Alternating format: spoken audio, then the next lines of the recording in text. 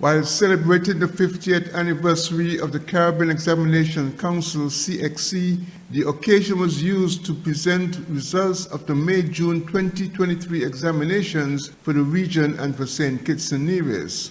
The ceremony was hosted by the St. Kitts and Nevis Ministry of Education with an overview of the results presented by Dr. Nicole Manners, Director of Operations at CXC, who indicated a positive outcome of results for the Federation. Also addressing the gathering of teachers, students, officials here at the St. Kitts Marriott Resort were Dr. Wayne Wesley, Registrar and CEO of the Caribbean Examinations Council, as well as Dr. Jeffrey Hanley, Deputy Prime Minister and Minister of Education, who delivered the featured address. So generally, as I said before, the candidates did better overall, but there is still attention that needs to be paid to particular subjects.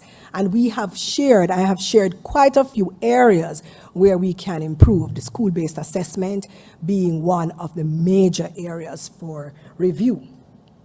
So let me specifically give a few pieces of information for St. Kitts and Nevis. We always do this for the particular territory in which we are releasing.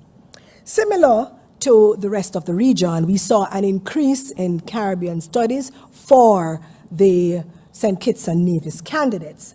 And we saw a whopping increase to 15%. And that's very good, 15%, because you are coming from a 7% in the previous year. So I would say generally what we're seeing for St. Kitts and Nevis, it's sweet and nice. Yes, I got it right. Sweet and nice. You're not looking badly at all. So let us give the candidates a round of applause. Are facing. I think it is time that we consider an education system that is transformed, moving away from a failure approach where we begin to speak more of what students have not achieved and move into the realm of speaking about what students have achieved, from a failure approach to an achievement approach. It is much better for us to affirm the confidence of a child than to speak negatively to that child's well-being and prosperity. That the ministry will continue its drive to create alternative pathways which cater for each student's interests and capabilities. This thrust will be further strengthened by partnering with CXC, who has launched and is building out the framework for the Caribbean Technical Education Certificate, CTEC. CTEC will be a broad-based qualification geared towards character development, technical and applied competencies for employment, entrepreneurship, and good citizenry. Our ministry believes that a student's 5 years in a high school must count, and future success should not be hinged on one high-stakes exam. The actual release of the CXC results would have occurred online at 7 p.m. on Thursday, 24th August 2023. Glenn Bart reporting for SKN Newsline. The police have charged 3 males, each namely Clijarn Henry of Rawlins Village in Nevis, Kennedy Rodriguez of Shadwell in Pine Garden, St. Kitts, and Tiquan Pennyfeather of Connery Village and Monkey Hill in St. Kitts for the offense of assault with intent to rob. Mr. Henry, Mr. Rodriguez, and Mr. Pennyfeather were each charged on 3 warrants for the offense of assault with the intent to rob. The trio was charged on August 23rd, with Mr. Henry being charged at the Newcastle Police Station, Mr. Rodriguez being Charlestown Police Station, and Mr. Pennyfeather being charged at the Cotton Ground Police Station. The charges follow a search that was executed on the vehicle being driven by Mr. Henry. The search followed a brief chase by law enforcement on August 20th that ended with Mr. Henry colliding with a wall along the Brown Hill Main Road in Nevis. The vehicular search resulted in the collection of some items of evidential value and the apprehension of all 3 males by police. The Royal St. Christopher Nevis Police Force thanks the general public in a press release for their cooperation and assistance on this and other matters. I'm Andre Huey for SKN Newsline.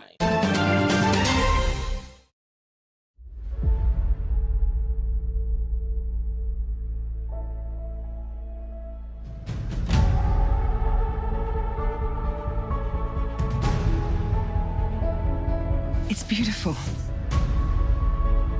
He took one look at you and the angels started singing. Another wonderful day. What would you say about staying here for a few months or like a year, just so that we can be together again and just live and love and laugh and have fun and breathe?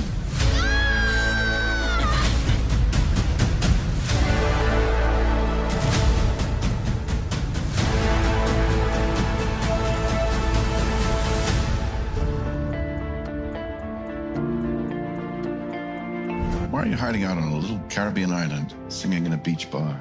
When I came here, I was at peace, and I never left. This is the beating heart of Nevis. This is what grounds me, what feeds my soul. It's where I found myself. I hope your life here will be full of joy. Love this island, my son. She will give you more than you can imagine.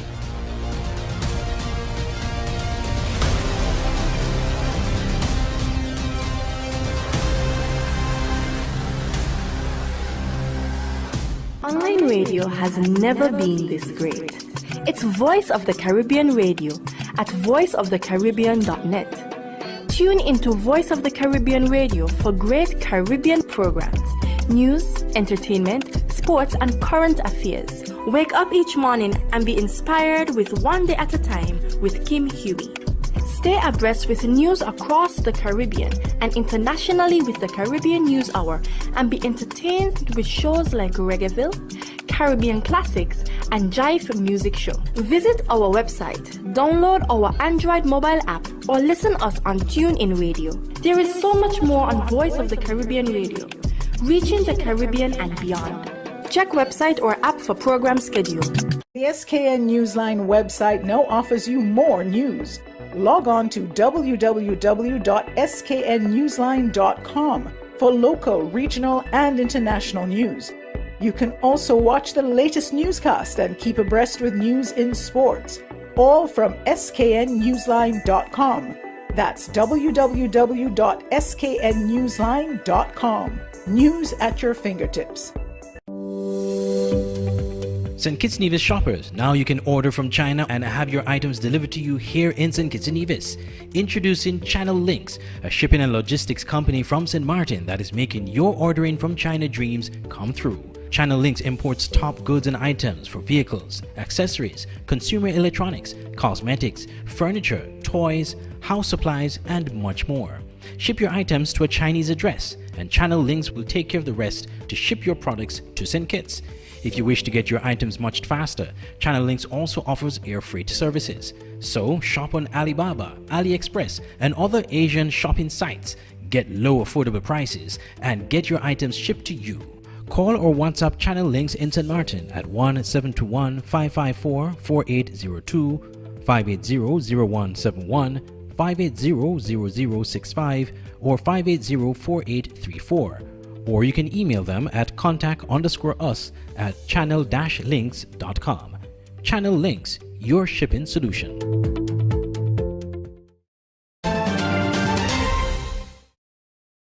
PLP's leader, Dr. Timothy Harris, is questioning Prime Minister Dr. Terence Drew's statements made concerning rescuing Development Bank of St. Kitts and Nevis. According to Prime Minister Drew, the Development Bank had taken loans locally and its liabilities exceed assets. But in responding to the bank's issues at a 23rd August PLP press conference, Dr. Harris expressed the view that the Prime Minister does not understand the role of the bank. And the Development Bank, as a government wholly owned entity, is responsible for pursuing policy decisions on behalf of the government. And some of them are risky, because when you are lending to a vulnerable class, your exposure will be greater. When, for example, there was COVID-19 and the central bank said to the banks, give a little relief, we asked the Development Bank to extend the relief longer than that mandated for the other commercial banks, because we said it must be in sync with the compassion of the government, and we wanted to provide relief. Any debt incurred at the Development Bank would have been for these things. He talked about millions of dollars. Well, he must ask how much of that was for housing, how much of that were for other programs. And indeed, it was a consolidation of many types of loans that the government itself asked the Development Bank to sustain long before Team Unity, because the bank was formed, I think, since the 80s, if I'm not mistaken, and been doing these things. When Dr. Joe attempts to create a scare or to scandalize somebody, it tells me he is out of his depth. He doesn't understand the realities of the very organization. When he says he stabilized, what does he mean? However, Prime Minister Drew, appearing the same day on Issues SKN on Freedom FM 106.5, maintained that the bank was being mismanaged while under Team Unity administration led by Dr. Harris as Minister of Finance. How can you run an institution such as a development bank being so irresponsible and grossly mismanaged to the point of collapse? We cannot allow the bank to collapse. We have to make financial decisions to divest or divert monies from one area to the development bank to make sure that the bank does not collapse. Because if the bank collapses here in St. Kitts and Nevis, we can imagine the consequences that it would have on the overall economy, which would take a while for us to recover. Added to that, Social Security would lose an immediate $120 million. Just to run the numbers, the bank owes $334 million, well over $250 million under the last administration. The government is also owed by the bank. The bank owes the government $89,500,000, 90-something% from the previous administration. National Bank, $25 million, total from the last administration. We have not gone to the National Bank for any money. The SIDF is owed $57 million and Petrocarib $11 million. So they were taking money from a lot of other places because they could not go to international or regional institutions to borrow because of bad practice and lack of transparency and the fact that they refused to do an audit. Clearly, both leaders are at opposite ends of the polls on this issue, holding strong views, citing facts, figures, and perspectives to support their point of view. Glenn Barth reporting for SKN Newsline. On August 22nd, a search warrant was executed on the premises of Dimitri Arman Trading by the Joint Security Operations Tactical Team, and a quantity of substance suspected to be meth was found. Arman Trading was arrested and the substance was seized and further analyzed. He was subsequently charged with the possession of methamphetamine and possession of methamphetamine with intent to supply. Other persons on the premises were informed that they will be prosecuted for the offenses. Arman Trading was bailed in the sum of $10,000 with 2 sureties to appear at the Bastille Magistrates Court on September 4th. I'm Andre Huey for SKN Newsline.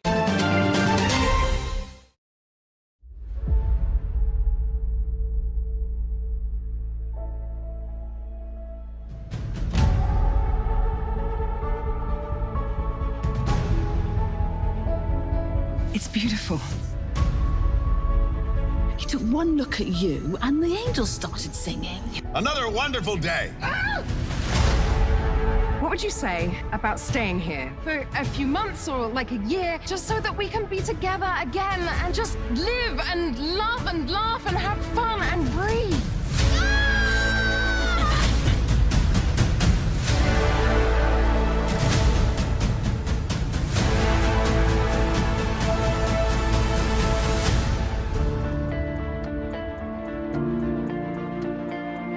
Why are you hiding out on a little Caribbean island, singing in a beach bar. When I came here, I was at peace, and I never left. This is the beating heart of Nevis. This is what grounds me, what feeds my soul. It's where I found myself. I hope your life here will be full of joy. Love this island, my son. She will give you more than you can imagine.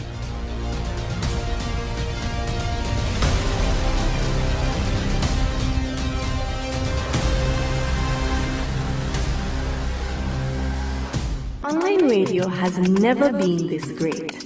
It's Voice of the Caribbean Radio at voiceofthecaribbean.net. Tune into Voice of the Caribbean Radio for great Caribbean programs, news, entertainment, sports, and current affairs. Wake up each morning and be inspired with One Day at a Time with Kim Huey.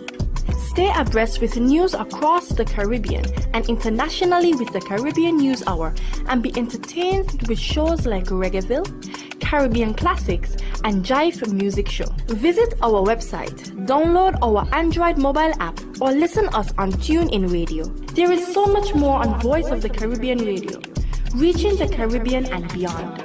Check website or app for program schedule. The SKN Newsline website now offers you more news. Log on to www.sknnewsline.com for local, regional, and international news. You can also watch the latest newscast and keep abreast with news in sports, all from sknnewsline.com. That's www.sknnewsline.com. News at your fingertips. St. Kitts Nevis shoppers, now you can order from China and have your items delivered to you here in St. Kitts Nevis.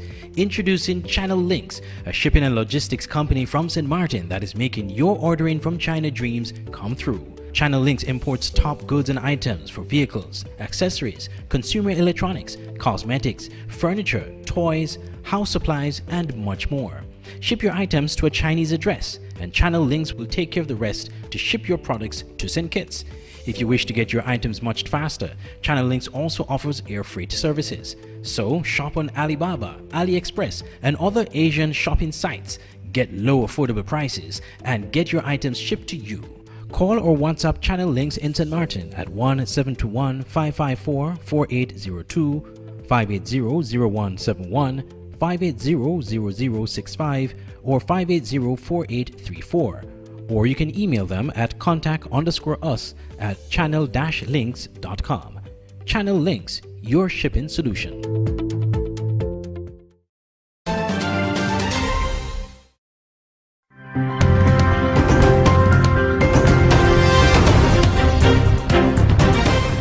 The challenges associated with regional transportation have caused increasing angst for travelers. The Turks and Caicos-based Inter-Caribbean Airways has faced the brunt of blistering criticisms in recent weeks. One of those striding the carrier is St. Vincent and the Grenadines Prime Minister Dr. Ralph Gonsalves, who says the carrier's service is, quote, absolutely terrible, end quote.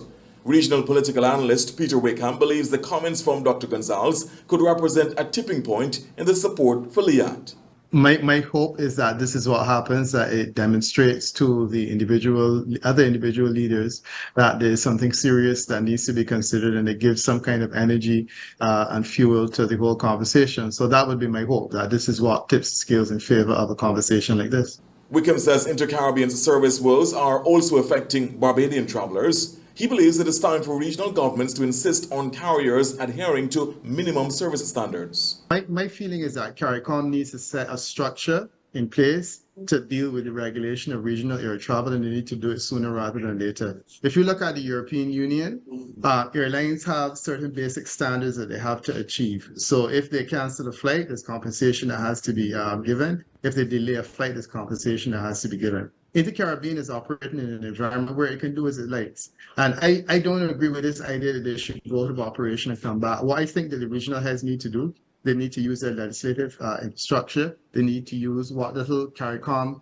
structure exists to ensure that replicated across all the 14 territories that they will operate are laws that indicate that any airline, not just Inter-Caribbean, but any airline whether it be Liat, Cal, Intercaribbean, or anyone, has to adhere to certain regulations. Here in Antigua and Barbuda, the Gaston Brown administration has secured a deal with Nigeria's largest private carrier, Airpeace, which will take a majority stake in Liat 2020 Limited. Attorney General Honorable Steadroy Benjamin recently told the opening ceremony of the Caribbean Broadcasting Union that the government is committed to reinvigorating Liat. We're going to fight for Liat. We're going to keep Liat. We're going to bring back Liat to make certain that it deals with transportation in the region.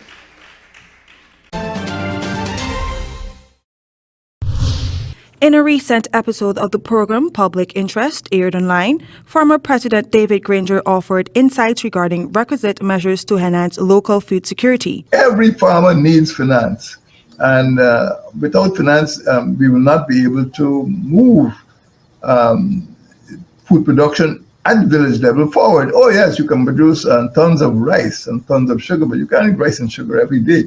You need food crops, and those food crops come from the other villages. Granger further highlighted concerns about the high cost of food items, reiterating that making it more affordable is crucial. His proposal in this regard includes providing necessary food items to the residents of African villages to improve access for everyone. Produce good ground provision and convert the ground provisions into products that children need, cereal or fast foods. We import a tremendous amount of fast foods from places like Dominican Republic. Attorney-at-law Shalon Washington, who shared the program with the former president in weighing in on food security challenges in Guyana, posited that the core issue lies in production, specifically in the capacity to generate an adequate quantity of food. She believes this production capacity is hindered by limitations in resources. Washington stressed that if there are constraints on producing a sufficient amount of food, it inevitably leads to ongoing food insecurity. Availability of finances to African villages, that's a big problem in Guyana. There's discrimination in the banking system. It's difficult to borrow. And as you know, resources is a big deal to farmers. Farmers need to have access to resources. Curious Gonzalez reporting for HGP Nightly News.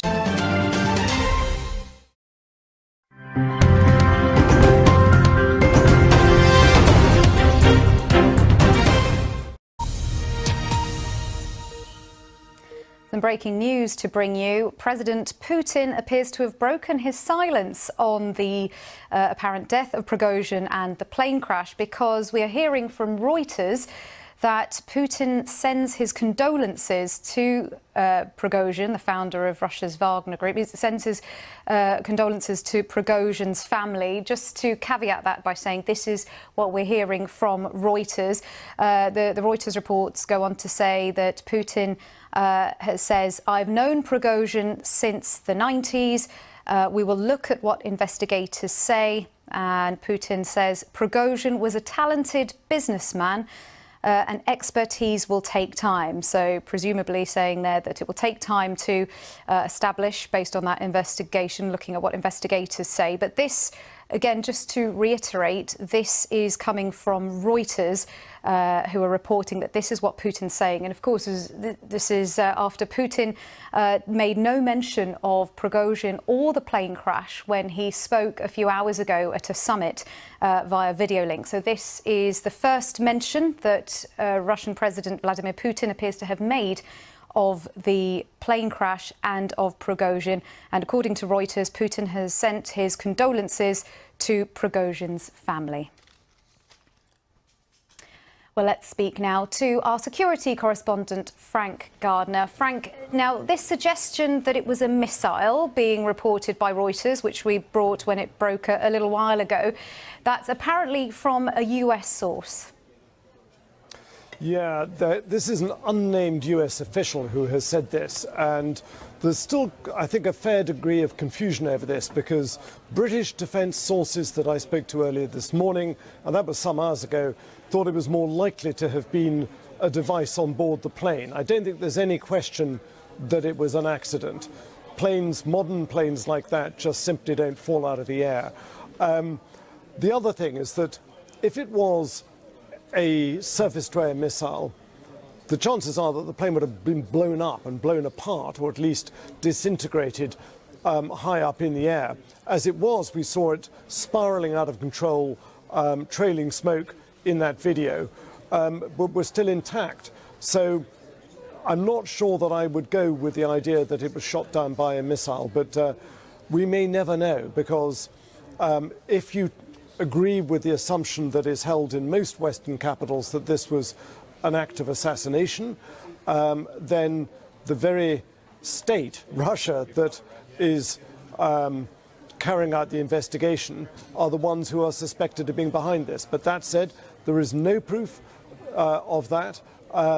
So President Putin has said we're going to have to wait for the investigation, but it's their investigation. It's not a neutral, independent one coming in from outside. We're not talking about Swiss investigators crawling over the black box and looking at forensic details. It's Russia investigating what happened on its own soil, as it is entitled to do. And Frank, in the meantime, speculation continues, and other theories as to how the plane fell out of the air aren't being ruled out. For example, a bomb being on board.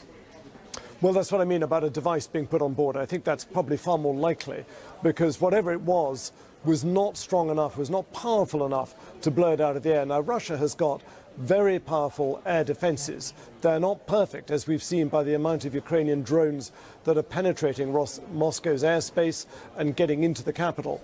This plane was brought down roughly halfway between Moscow and St. Petersburg, where it was flying to. Interestingly, there were two planes linked to Yevgeny Prigozhin that are in play, as it were. This one was brought down.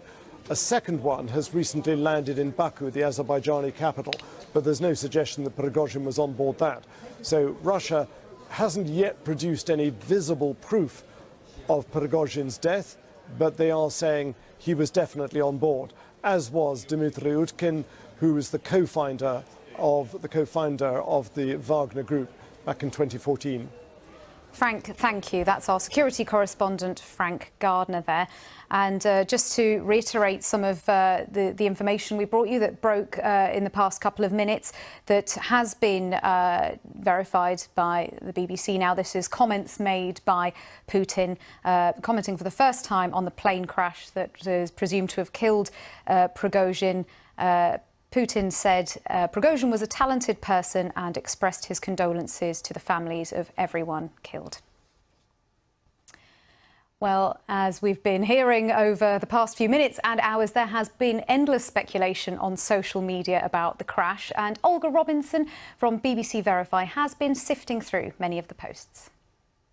Yevgeny Prigozhin, the Wagner mercenary chief, is presumed dead after his plane crashed in Russia on Wednesday. The Russian aviation agency says Prigozhin and Wagner co-founder Dmitry Utkin were both on this list of passengers on the plane. But that didn't stop speculation on social media that he might have been on another plane at the time. So what do we know about the crash?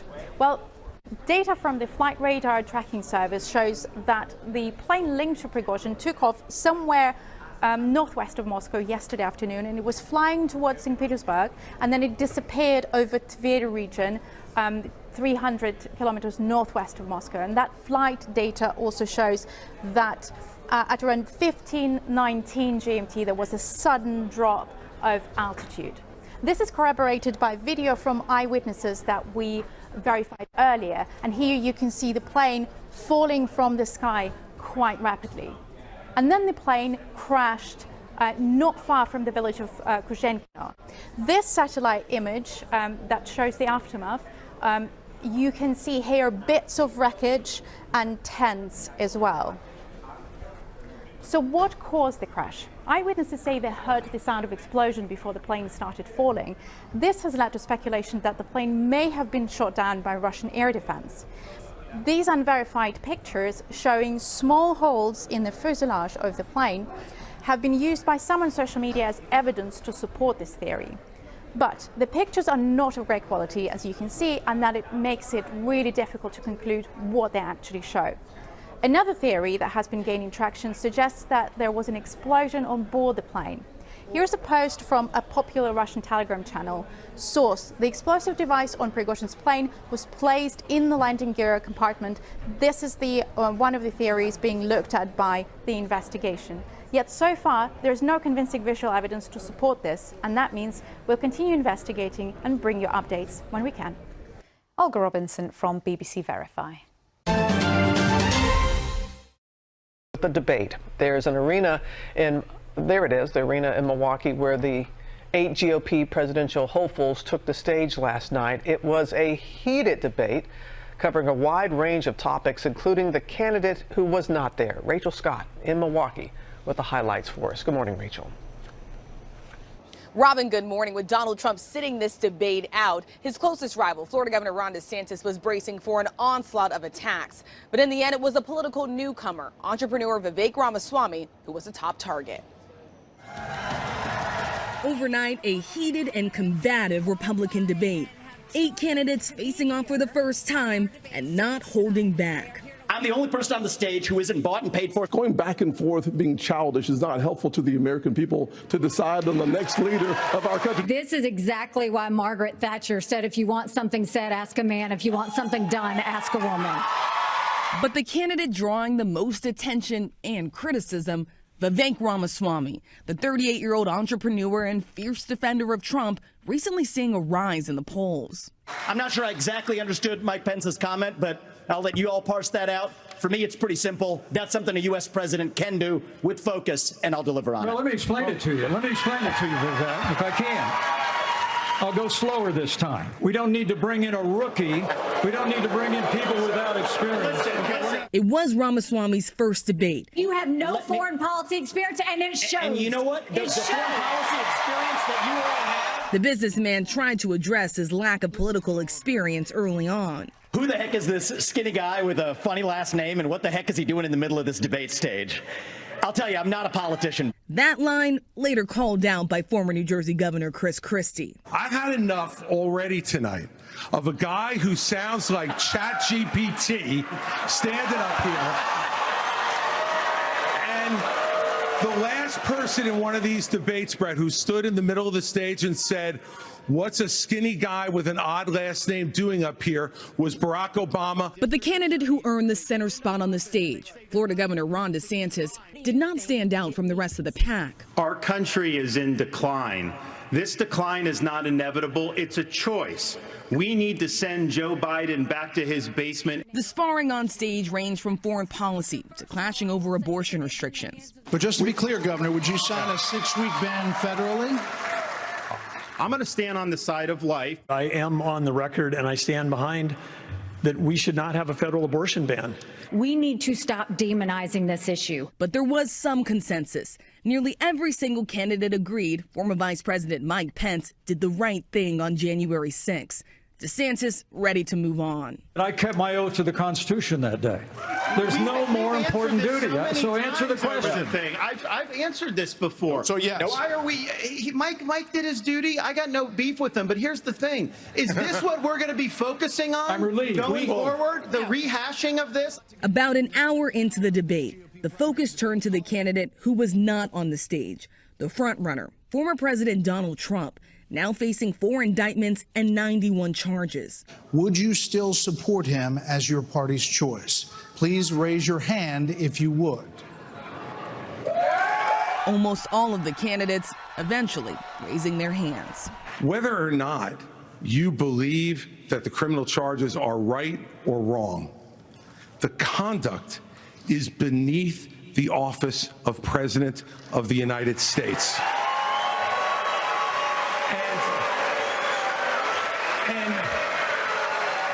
And you know, this is the great thing about this country. Booing is allowed, but it doesn't change the truth. It doesn't change the truth. Christie was booed multiple times for going after the former president. Trump sat this debate out entirely, instead releasing a pre-recorded interview with a conservative talk show host. As his rivals look to get back out on the campaign trail today, the former president is preparing to surrender to authorities in Georgia.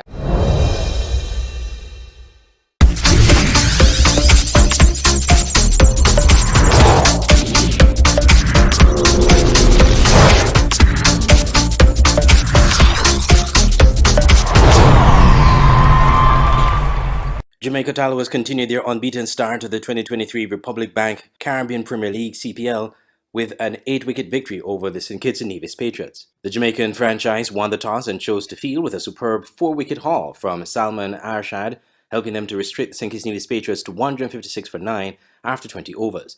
The Tallawahs managed to chase down the target in 16.3 overs. Captain Brandon King produced a magnificent innings of 67 to continue the defending champions' great start to the season. The scores: Jamaica Tallawahs 157 for 2, defeating the St. Kitts and Nevis Patriots that scored 156 for 9, winning by 8 wickets. After the match, we spoke to players from both the Tallawahs and the St. Kitts and Nevis Patriots. It's great to be here in front of the home crowd. Just unfortunate we couldn't get over the line for them, but we have 3 more games at home. We're going to try and make the best of it. What was the condition like out here, and where did you think it didn't go right for you guys? Well, we lost some key wickets very early on, which was unfortunate. I think we consolidated pretty well in the middle to get up to 154. I probably got out at a bad time, and then just we couldn't get it a little more in the end, which was unfortunate. And then with the ball, it just didn't happen for us at the start, and the momentum just went with Jamaica, unfortunately. But we're going to build and come back again stronger tomorrow night. So what are you guys going to be working on strategy-wise or so tonight for tomorrow? There's not much we can work on right now. We've put in all our preparations. Mentally, we're just going to go back, relax, have a good sleep, and prepare for tomorrow. Some of your innings for us tonight? I just try to bat, and I love to bat, so I just try to bat as long as I could while putting runs on the board. Of course, it's T20 cricket. Just unfortunate that my partners kind of left me quickly, and it didn't allow me to play as freely as I would have liked. But Sherpain had helped me in the end, and I helped him hit some good ones, and then Tommy came in the end and hit some good shots. I think we started well with the ball, and that set the tone for us right throughout the game. The intensity was high from the start, and I think that was good for us. What was it like transitioning from St. Lucia to this venue? I would say it was hard, but we had some days off, so it was for us to keep intensity coming into this game and not slack off. It seems as though the team has been gelling from the first game. What's the strategy coming into this season for you guys? A lot of the guys returning from last year, so I think that we new guys were gelling well. I think the captain is leading from the front. His first year captain, and he's really leading from the front this year. I mean, this is early days in the tournament. What do you want specifically to achieve in this tournament? The main goal is for us to repeat and become champions again. But for me personally, just for me to continue my form and continue giving the team a good start. That was the first match at the Warner Park Cricket Stadium for this season's CPL here in St. Kitts and Nevis. St. Kitts and Nevis Patriots will look to rebound when they take on the Ghana Amazon Warriors in their next match on Thursday. I'm Andre Huey for SKN Newsline.